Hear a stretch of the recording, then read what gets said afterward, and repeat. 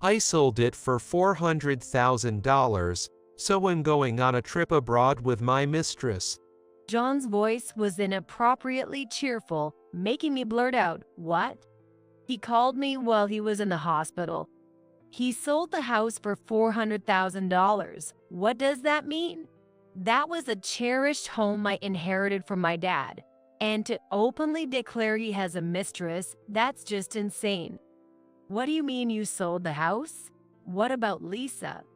As soon as I mentioned her daughter, John snorted with laughter. I've always found her annoying. She acts so disrespectful towards adults. Of course, I'm leaving her behind. What a thing to say about his own daughter. I was filled with rage and shock at the news of him selling the house and running away with his mistress.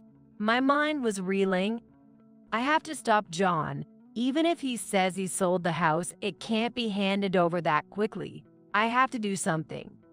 My name is Emily, a 39-year-old housewife. I wish I could say I live a content life with my husband, John, a year older than me, and our 9-year-old daughter, Lisa, but our relationship is far from harmonious. Since our marriage, John's personality has gradually twisted, and I suspect he has been cheating for a year now. Without proof, I've been helpless, but John hasn't been very secretive about his affair. John, who works in a factory, heads out to drink somewhere 4 or 5 days a week after work. It might be with coworkers, but he didn't used to go out as much until a year ago. Moreover, he comes home with a distinctive perfume scent and has been preparing expensive bags and shoes I've never seen before. Of course, they're not for me, but for someone else, as he leaves with these gifts time and again. I've been too scared to confront him about his cheating, remaining timid and unable to act until I can gather proof. He's like a completely different person from the one I met. John and I met 10 years ago, got married after a year of dating. Drawn in by his kind and gentlemanly demeanor, and before I knew it, I was in love. He proposed on our first anniversary, and soon after, Lisa was born. It looked like a very happy marriage from the outside. Why did things turn out this way? The troubles began when Lisa turned 1. She became more active and curious about everything in the house, making childcare increasingly difficult. I was a full-time housewife and took care of Lisa all day. But sometimes I needed help from John when he finished work, with bathing and meals. John helped with childcare at first because he was aware of being a father, but as it continued every day, he gradually became disgusted and stopped trying to get involved in childcare. I've been thinking, isn't this your job? You're the full-time housewife, so you should be able to handle the child care on your own. Why does a tired man like me have to help out? Exploding with frustration, John spat out these harsh words and quickly retreated to his bedroom, leaving Lisa and me in the living room.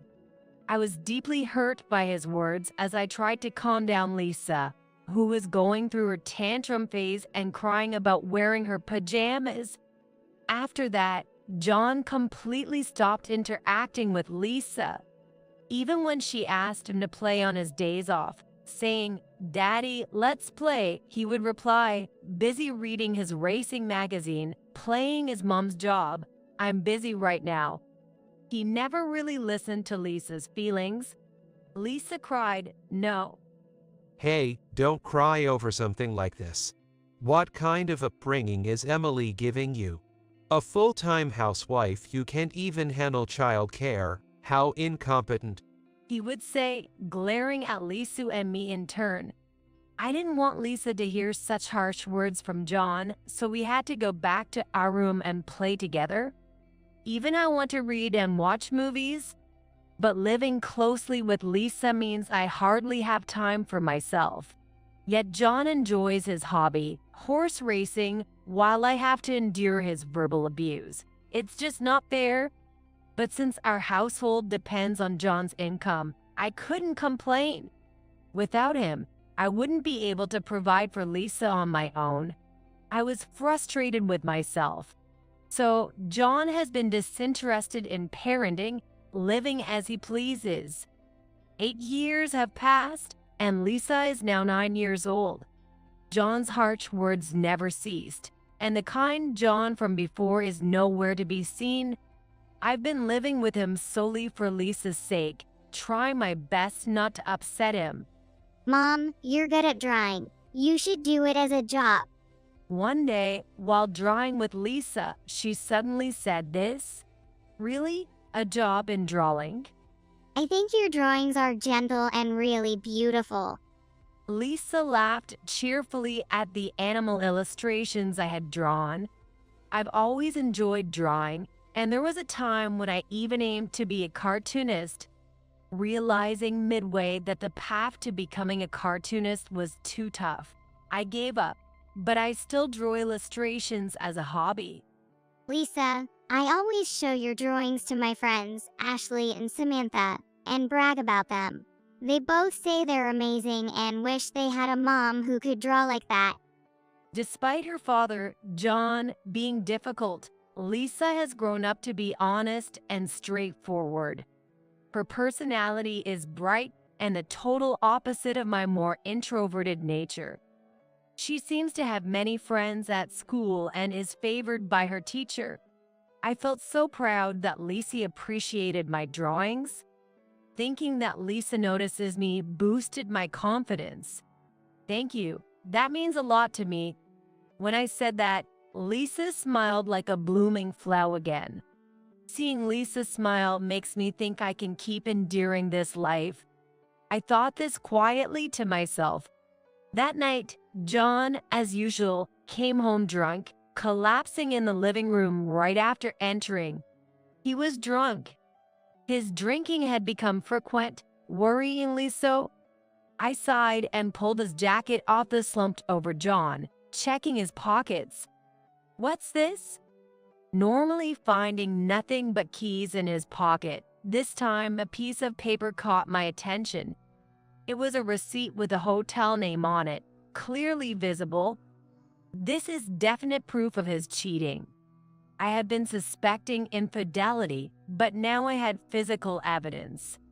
Trying to calm my uneasy heart, I carefully stashed the receipt on a shelf. Then I started to think about how to confront John. The next day, still partly drunk, John left the house. After Lisa went to school, I was doing household chores as usual, but I couldn't stop thinking about yesterday's receipt. I had a hunch John was cheating, and it was my choice not to confront him about it. But now with concrete evidence, it's hard to continue pretending and live as a married couple in name only.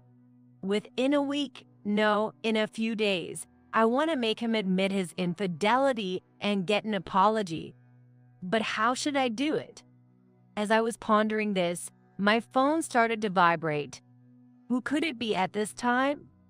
It was unusual to get a call during the day. Looking at my phone, I saw an unfamiliar number. With a sense of foreboding, I answered the call. Hello, is this Mrs. Murphy? Yes, that's me, but who is this? This is from State General Hospital. I'm afraid John has been brought in by ambulance. The call was from the biggest hospital in the area. The hospital staff explained that John had been brought in for emergency surgery due to a kidney issue, and that he would likely need a transplant as his condition was severe. Confused by the sudden news, I was asked by the doctor, "Are you all right?" "Yes, can he do that kidney transplant?" Yes, we'll start looking for a donor immediately if we find a match. Okay. Then we can proceed with the transplant surgery.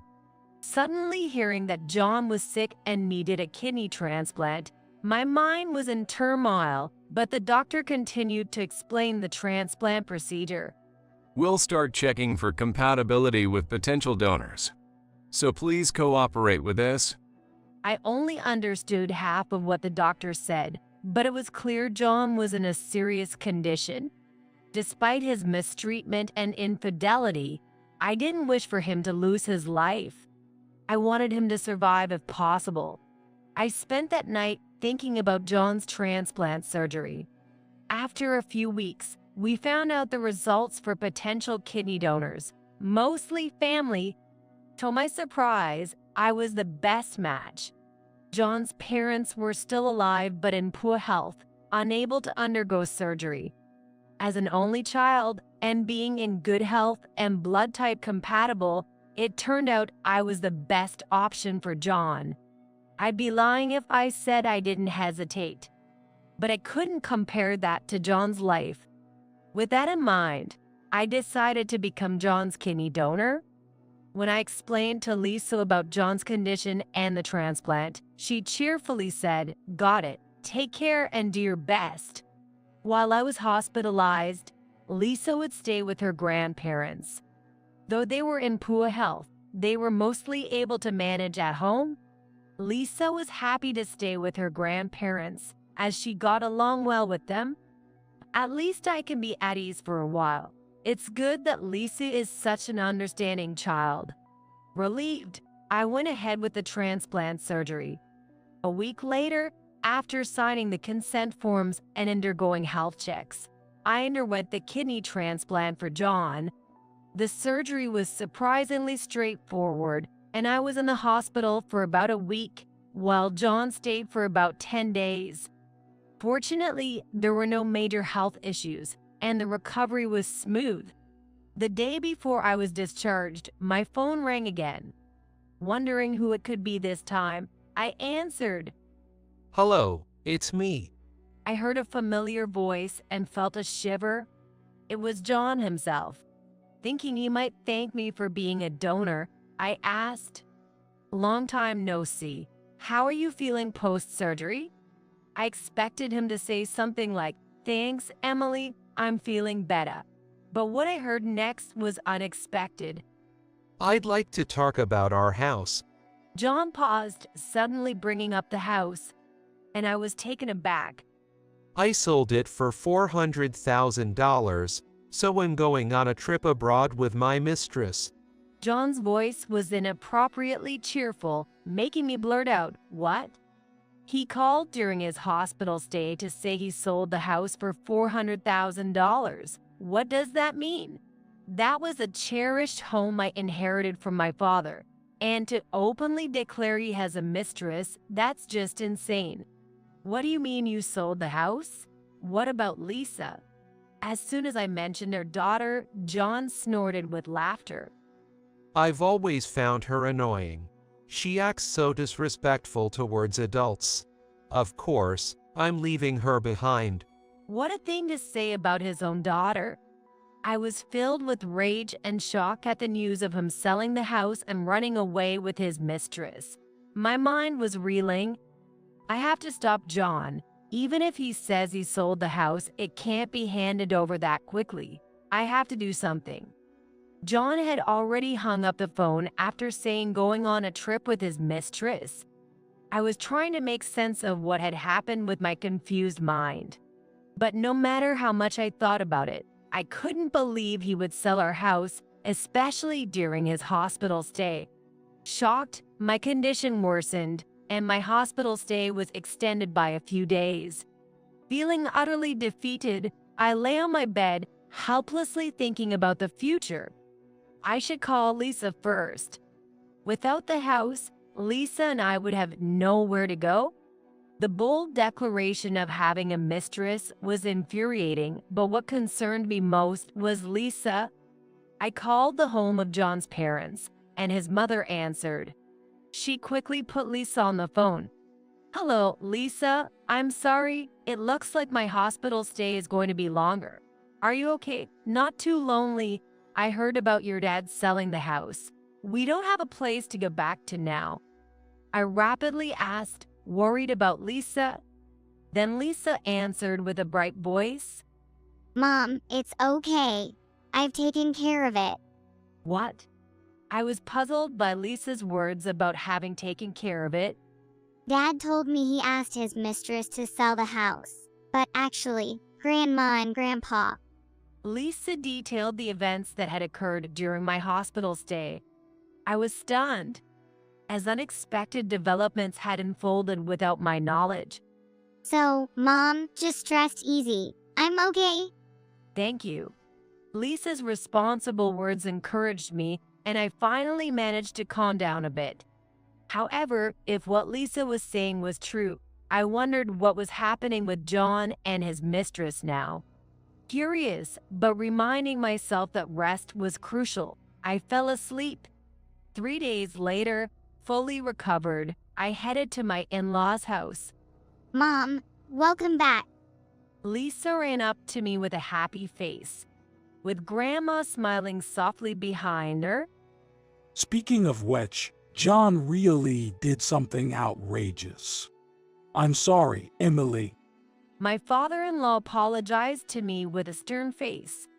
With such wonderful parents, why did John turn out this way? No, it's my fault for going along with everything without saying anything. Thank you. Now, there's something we need to tell you, Emily. Yes, what is it? I sat down with Lisa to listen to my in-law story. Though surprised again, mother-in-law's assertive encouragement that they wouldn't let John have his way gave me some relief.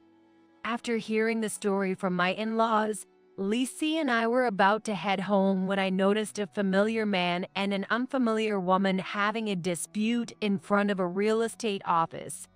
It was unmistakably John, and the woman with him had to be his mistress. John was in sweats, his hair a mess, and his mistress was in a short skirt and one high heel, barefaced. Hey, fix this. How come the house isn't selling? What about my $400,000? Well, the buyer canceled last night, so there's no deal anymore. Why the cancellation? Damn it. John was stomping his feet, and his mistress was shrieking beside him, drawing startled looks from passers-by. Lisa and I were shocked but realized it was about us, and we approached John and his mistress. "What are you doing here?" Startled by my sudden approach, John and his mistress exclaimed in surprise. Oh, it's you. I get it. You did this, didn't you? You convinced the buyer not to go through with it. That's ridiculous. What are you even talking about? As John and his mistress hurled insults, I shielded Lisa behind me. The real estate agent was bewildered, so I stepped forward and said, "I'm his wife." The agent responded with a stunned "Oh." Are you kidding me with this cancellation? Because of you, we had to turn back right before getting on the plane, and now we can't buy a new house. And there's the debt I incurred for her. John pointed at his mistress when he mentioned her. So, that's it. Now I understand John's scheme. He tried to sell the house to pay the debt of the money he had spent on his mistress and to buy a new house to live in with her. How selfish of him to know that this is a precious house that I inherited from my late father. He was ignoring me and Lisa and trying to steal my most important asset. I was trembling with anger. Don't you think you're the one being disrespectful here? Showing up out of nowhere and talking back to me. You can't even eat properly without me. I continued my words, disgusted by John, who was abusing me. First off, do you really think you can sell my cherished home without consulting me? I'm the owner of that house. Did you forge some documents or what? And you've been bad-mouthing the buyer, but you should know the buyers were your parents. What? What's going on? Indeed, during my hospital stay, I learned from Lisa over the phone that my in-laws pretended to buy the house to teach John a lesson. They were furious after hearing about John's misdeeds from Lisa, saying, "It's unbelievable what he has done to Emily and our dear granddaughter."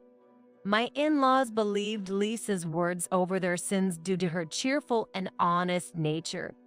I'll explain. Grandpa and Grandma knew about Dad and his mistress and were very angry. I knew Dad was trying to sell the house and consulted with them. The house is an important one that my mom inherited. and they said it shouldn't be sold so easily. So, they tried to buy it themselves before anyone else could. Lisa confidently stepped forward to narrate the events. What the hell are they doing to their own son? Damn old man and woman. And you too, ya child meddling in adult affairs shows what poor parenting you've had. John, losing his composure, scoffed. Lisa remained composed against John's outburst. I pulled out a document from my bag, thrusting it in front of his nose. Sorry, but we're getting a divorce?